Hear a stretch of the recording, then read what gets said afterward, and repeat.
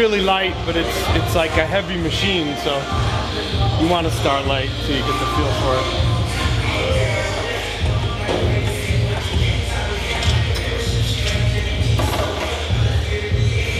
This is different. I've never seen it. All right, guys, David Baye here with MuscularDevelopment.com. We are in Auckland, New Zealand, hanging out with Jose Raymond.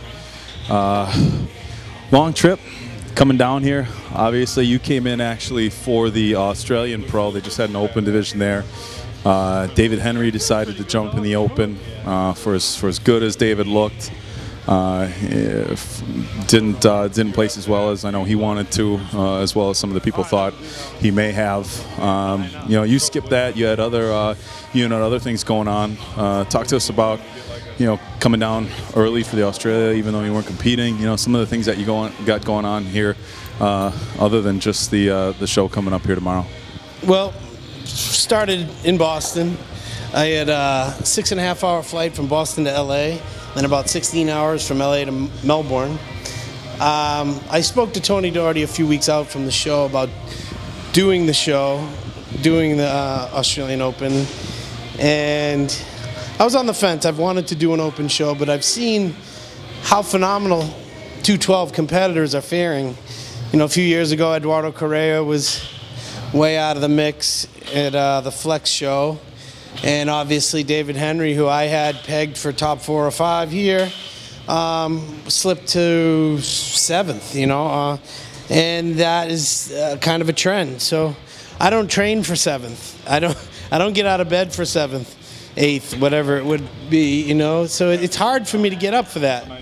So I spoke it over with iForce, and we decided it'd be best if I just worked the iForce booth here at FitX and shot for a 212 show, which is here in New Zealand. And I think that was the smart thing.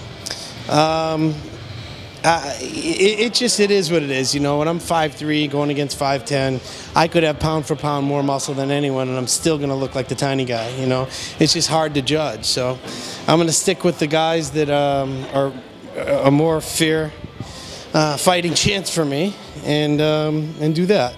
I've been here. I did about 6 appearances while I was in Melbourne, and we made sure that we have a tour when I'm done here. We talking like gyms, supplement stores? Both. We went to nutrition stores. We went to gyms.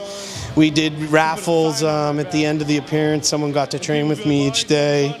And it was really good in building the iForce brand, the Jose Raymond, the Boston Mass brand, and getting my name out there and getting to meet a lot of fans and make some new ones.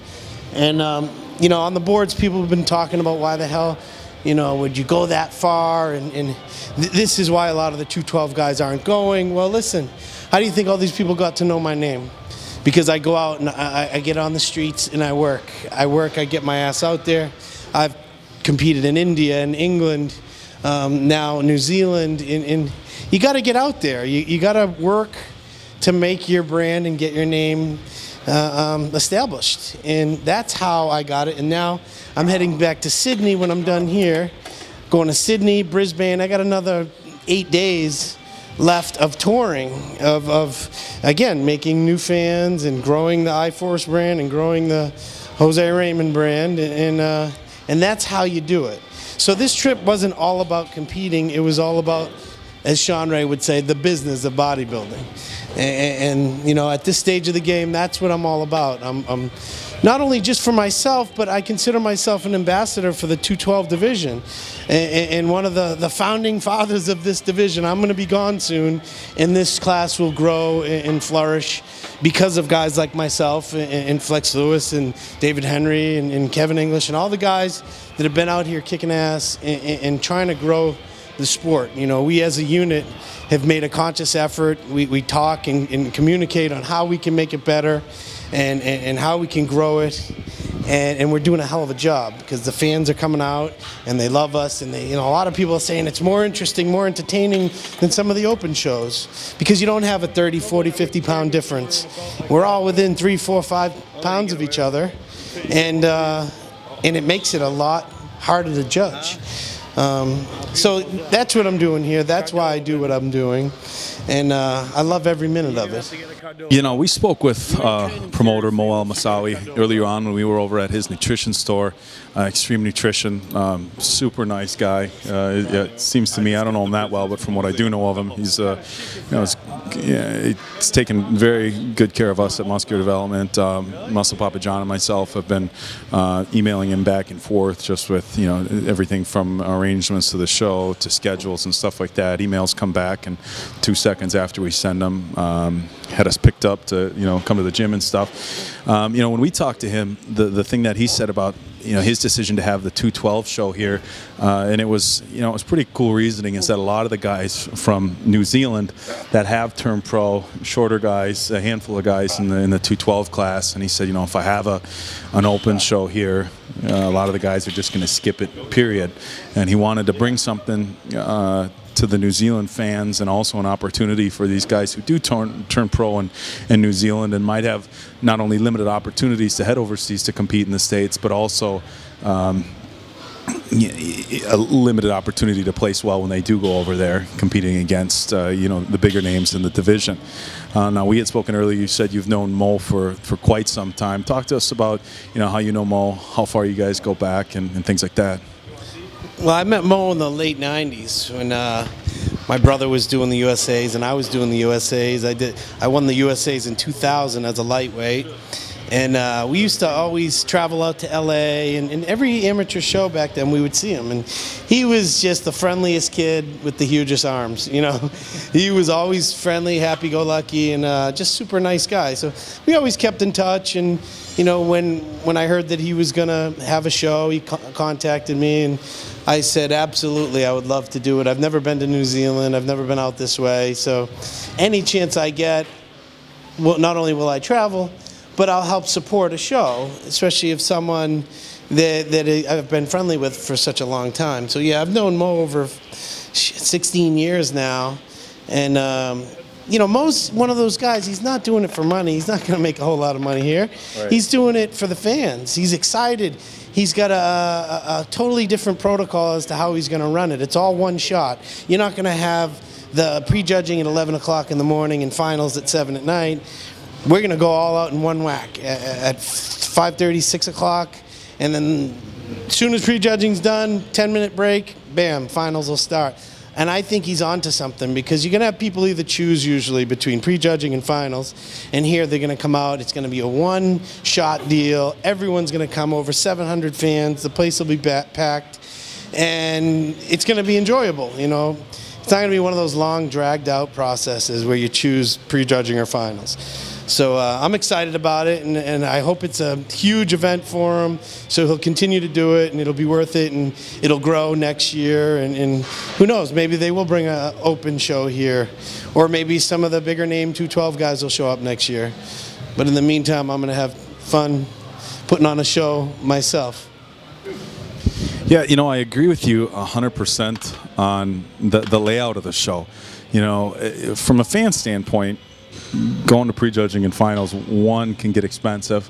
It becomes a day-long event if you're going to prejudging and finals, and if you're staying somewhere like New Zealand or Australia or something like that, where you want to be getting out and seeing things, it kind of eats up a whole day. And on the flip side of it, if you don't have a lot of divisions, when you have a pro show that's bodybuilding, physique, fitness, figure, bikini, then it might run a little bit long to run, prejudging right into finals. But even then, it's not something that can't be done. If we look at the lineup tomorrow night for the pro show, we're going to have 6 or 7 or 8 pros in the men's 212, and about the same in bikini. Now, if we look at prejudging, you're coming out, everybody's doing probably 60 to 90 seconds of free posing. Generally, it's 60 seconds. So you're literally talking less than 10 minutes for free posing. And then probably 2 call-outs. So your mandatories, you got to figure, are only going to run maybe 5 or 10 minutes. So all said and done for the men's bodybuilding, you're only having about 20 to 30 minutes tops, and that's on the extensive end. And the same for bikini. 8 or 9 bikini girls, you're talking, they come out, they do their T-walks, do their presentations, 2 call-outs. I mean, so really, when you have a prejudging that's only going to take 45 minutes to an hour, there's, it works out nice to have that. maybe have an intermission for 10 or 15 minutes, have everybody come back at night, make it one big all-inclusive show, and give the fans everything they're looking for without splitting up their day, having to pay twice for tickets and things like that. You know, I touched a little bit on, you know, people when they come to places like this wanting as much time to see the sights and do things. Aside from business and bodybuilding, you know, did you get a chance to go out and see Australia, or are you going to have some time here in New Zealand as well to see any of the touristy type stuff at all? Little downtime just for yourself? Well, I did travel the countryside a little bit in Melbourne because I had to go out to different appearances. We drove to Ballarat, which was an hour and a half outside of Melbourne. Here, it's beautiful everywhere we've been. I haven't done a lot because I'm still prepping and doing all the little minute details I got to do right before a show, but Mo has a crew of people that are looking after us, whether it be for food or tanning. He put us up in these little apartments that are beautiful, with a washer and dryer, dishwasher, everything. And Sunday morning, when you get up early, one of his guys is going to take us around, take us jet skiing, bungee jumping, anything we want to do. So I'm going to have 2 or 3 days to have fun like that, and hopefully we will catch some of it on camera for MD. And you guys will get a kick out of me bungee jumping and splatting on the ground. So, but I'm pretty round, and by then I'll probably bounce. But we gotta fly home, man. We booked the wrong tickets. We're flying. Yeah, you did. We gotta fly home Sunday morning. Well, that sucks for you. That's a first timer's mistake. Yeah. Next year, you know, if God willing, MD decides to send us back here, we'll make sure to book our flight home for a couple days after the show as well. Yeah, that is a rookie mistake. But I'm going to get to see a couple extra days of this beautiful island. It reminds me of like Hawaii, kind of. You know, it's real tropical compared to Australia. To Boston. You know, compared to Boston especially. But yep, like I said, I'll head back to Australia. And but you know, I do have the mindset right now of just competing. Of as much as I love to travel and see all these things, my mind is set on stage and bringing the hardest, driest, fullest package I can. And after the show's over, there's still going to be a big crew of us here. We're going to enjoy ourselves, dinner and drinks, ice cream, cookies, pancakes, whatever, and all in one sitting. And have a good time, man. That's what it's all about. And that's something I really love about international travel is you're forced to really get to know each other. You know, like India, Paulina, I went for a walk with her this morning and went food shopping, and she's such a great kid, you know. You don't really get to sit around and talk to these people as much as you'd like, but when you're international, you're forced to, and it's really fun, and getting to hang out with everybody. Yeah, it was rough, but somebody's got to do it. Now, talking about competing, you know, obviously, like you said, for as nice as it is here in Australia and New Zealand, your main focus is competing. Now, everybody knows, you know, that you're a competitor through and through. When you're coming into a show like this, where there are some guys that aren't overly, they're not big names, I guess I can say, you know, and you're looking at the lineup, and talking to you the other day, you weren't really sure what the lineup was going to consist of. Does your mindset change at all when you're coming into a show and you look at the lineup and you see I'm competing against David Henry and Flex Lewis and Hidetada and guys like that, versus when you're coming into a show and you look at the lineup and, you know, in all honesty, you have to be thinking that you're a favorite for the show. Talk to us about coming into a show like this, you know, just coming off of the Arnold Classic, where arguably the best 212 guys in the world were there, you know, minus Sammy and, you know, and Eduardo and a few other guys. I mean, essentially it was, you know, it was an Olympia-worthy lineup. Yeah. Well, no, I don't think it any different, because that's when you get your ass whooped and make yourself look like a fool. You know, I went into the Arnold Classic balls to the wall, planning on fighting it out for the top spot, and Aaron Clark beat me, who I just beat in New York a few months, you know, prior. So in Phoenix, Guy Sistinino beat me, who's never beat me before. You can't think that way. So there's always someone bigger, better, and ready to kick your ass if you're not ready. So I got to come in as if Flex Lewis was here, 10 Flex Lewises. And no, I can't. I'm better than I was today. I'm better than I was in Columbus. So that was my goal, to come in bigger, fuller, harder, just as hard, and to constantly improve. You know, it's not really about who you're standing next to. It's a personal thing, you know. I want to be better than I've ever been. So it doesn't matter who's in the show. It matters what I bring. So, you know, anyone who thinks about the other competitors are too wrapped up in who's competing, they never do too well anyway. You know, they're the ones that are head cases. I'm worried more about just myself and getting in the best possible shape and putting on the best show for the fans. If I look like shit, then that's not a very good show, and I'm not going to be welcome back. So that's the way it is. Now, the real only, I don't even want to say negative talk, but the critiques that you were getting from the Arnold were that just were a little bit flat at prejudging. I didn't see the prejudging. I was working the Arnold Amateur, but talking to Ron Harris and a couple of other guys, that's what they said. Jose's conditioning was fantastic. He was a little bit flat. Now, I know, talking to you Thursday night at the meet and greet, you said you were the lightest that you had been in a long time. You know, as far as a weight difference, I mean, you guys are going to see in the video here that Jose's as full and as vascular and as ripped as can be. As far as a weight difference from the Arnold to here 2 weeks later, what are we looking at? And you know, is there anything you did different with your diet as far as, hey, I'm going to put some more carbs in, try to fill out a little bit more, or maybe just back off some cardio, or I mean, because you're noticeably, fuller right now than you were a few weeks ago. How did you and Chris come together and put together a plan to make that happen? Well, yeah, we did both. Added more carbs and backed off the second round of cardio. I still get up early and do that, 45 minutes of cardio, and I added more carbs. We had a short time to get ready for the Arnold Classic, so it was pedal to the metal the whole way.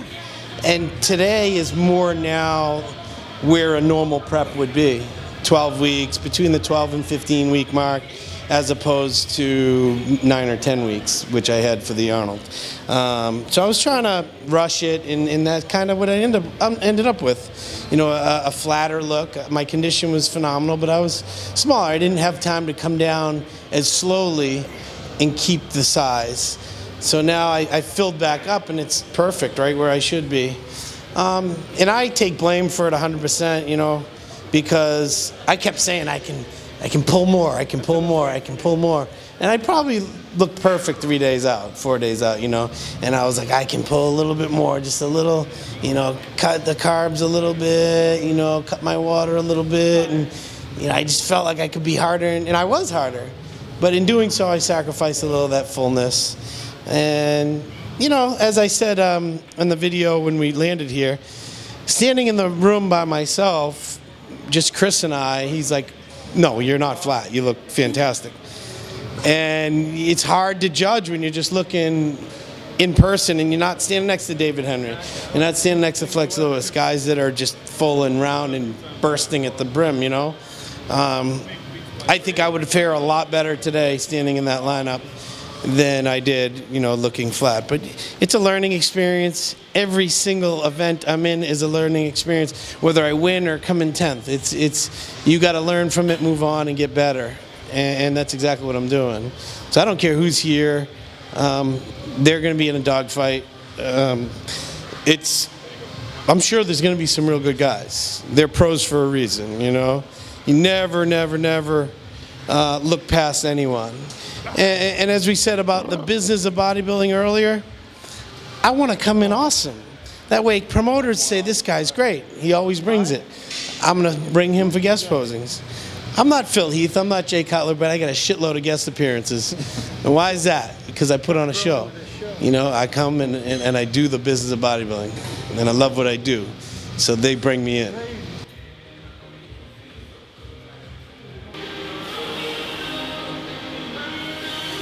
Go, David.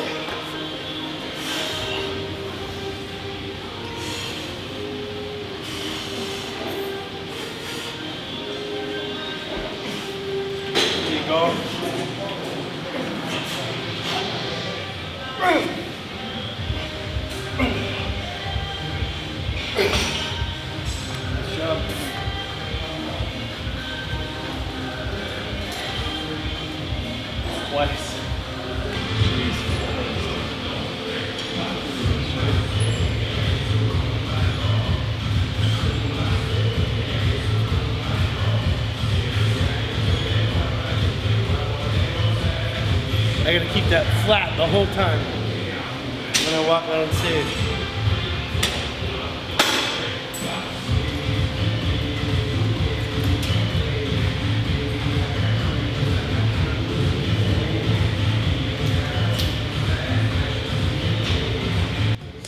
I wanted to compete this year, one, because it was an honor to be able to compete in the Arnold Classic. First ever 212. The first ever 212. It's an honor to be here in New Zealand. And you know, this career is so short. It's a small window to get to compete and get to do what we do.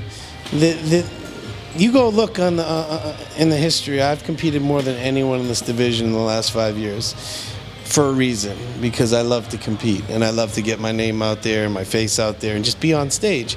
I love the whole process. So hopefully I can win this weekend, go out with a bang, and start my rest and recovery before I start my prep for the Olympia, which would be in June. I have a number of guest appearances lined up. I have a lot of traveling, going to FIBO, going to Body Power. I'm all over the place, guest posing in Trinidad. I'm going to be just everywhere. So I need that break. I need a good long break and to heal, rest, recover, and then grow into the Olympia. So that's exactly what I plan on doing. I've done spring shows every year since I started. Done the New York Pro 5 years in a row. And I do believe that's hindered my ability to peak for the Olympia. Too close? Too close, because you don't really get a break. You're at the end of May, and I take 4 to 6 weeks to kind of relax, and then it's full bore for the Olympia. Where here, it'll allow me 10 weeks to really rest, and then another 12 to 16 to head into the Olympia. It'll be a vastly different experience for me, and hopefully one that's going to really boost my chances of you know, pushing Flex, maybe leapfrogging David, maybe beating Flex. Who the hell knows? You know, if you haven't seen me at 100% standing next to Flex, then how do we know? You know, as I've told some people, by the time the Olympia comes, I'm wasted. I'm running on fumes. I'm not going out there aggressive and at my best. I'm tired. I've been dieting since January, and it's not no way to do it. So this year I'm going to get a much needed break and go into the Olympia guns blazing and ready to put on a show, and then we'll do some shows after the Olympia. I'll go to Prague, I'll go to Korea if they're going to have it, or whatever. I'll do a few of those shows. So again, it'll end up being 4, 5, 6 shows in this year. I've averaged 5 shows a year since I started. I'm starving. I'm running on 3 meals right now, and I have 3 left, 3 carb meals too, so I'm excited. That's the fun part about the day before a show, is I can eat pretty much as many carbs as I want. And you don't worry about spilling over at all? No, I won't be eating them tomorrow. So today, I'm not going to eat pancakes and stuff. That's how you spill over. But I'll be eating rice and some cream of rice or oatmeal, stuff like that. It's good stuff. Yeah. So we're good. Everyone keep an eye out. And hopefully I will be the last man standing tomorrow. And we'll have a little interview afterwards to let you know how it feels. All right, guys, we're out. MuscularDevelopment.com.